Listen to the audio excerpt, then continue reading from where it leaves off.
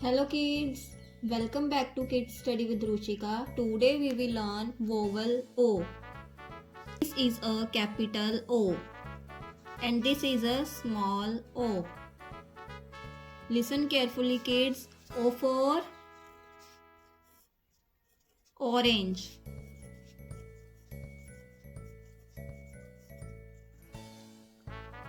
O for owl.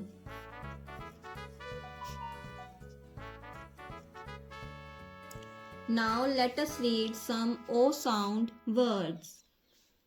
F O G fog. D O G dog. P O T pot. H O T hot. D O T dot.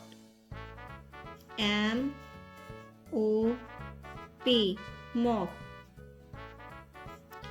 T O P top. Repeat with me. Fog, dog, pot, hot, dot, mop, top. These all are vowels O sound. Wonderful kids, you learned vowel O today. See you again in next video. Thank you.